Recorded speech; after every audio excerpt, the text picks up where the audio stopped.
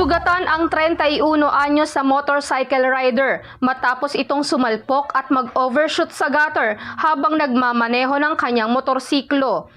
Bandang 1:30 ng madaling araw, Mayo 1, nang biglang tinawagan ng DRMO Bacolod City ang ating team para sa isang aksidente sa barangay Estefania, Bacolod City.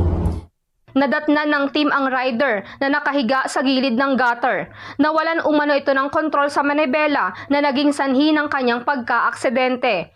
Nagtamo ang biktima ng pananakit sa kanyang collarbone at posibleng deformity at pamamaga sa kanyang kanang bahagi ng likuran. Agad namang nilapatan ng pauunang lunas ang chief complaint ng pasyente na siyang pananakit ng kanyang collarbone.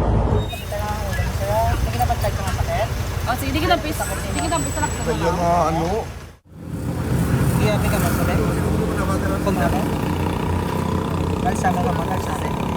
Ariya. Hindi magsa. Daw, kanyo na lang nga, Saan kong gamaya? magsakay na sa magano na motor nyo. Dili ka sakit.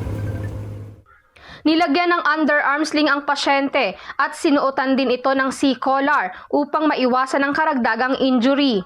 Matapos mabigyan ng paunang lunas, dinala na ang biktima sa Corazon Locsin Montelibano Memorial Regional Hospital para sa karagdagang pagsusuri at atensyong medikal. Monster nga yellowish, nakita nga ang space facial, mga monster nga yellowish.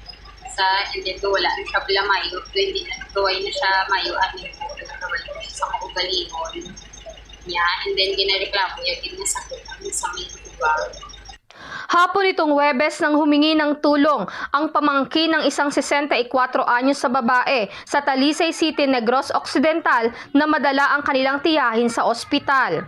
At nang makarating po kami sa kanilang bahay, nakita po natin ang pasyente na nakatayo kasama ang kanyang relatives at hirap itong maglakad ng mag-isa at minabuti na pong tulungan ng team papasok ang pasyente sa rescue vehicle po natin. Nay? Ako po sa tayo. Nagalit lang, bigyan mo. Ako nilay mo pinas, Nay? Ayon pa sa kaanak ng pasyente, mayroon ding sakit na diabetes, sakit sa bato at mababa ang hemoglobin ng kanilang tiyahin. Kaya't minabuti na ng mga kaanak na ipa-admit ito sa ospital. At nang nasa rescue vehicle na po, nakita po natin na merong swelling at nana sa kanyang paa at minabuti na pong linisin at lagyan po ng dressing ang kanyang sugat. Matapos ang assessment at pagbibigay ng paunang lunas sa matanda, ligtas itong naihatid sa Corazon Locsin Montelibano Memorial Regional Hospital para sa karagdagang atensyong medikal. Sa mga nangangailangan ng agarang tulong sa panahon ng aksidente o sakuna, maaaring makipag-ugnayan sa UNTV News and Rescue Hotline 8911 UNTV o 8911-8688.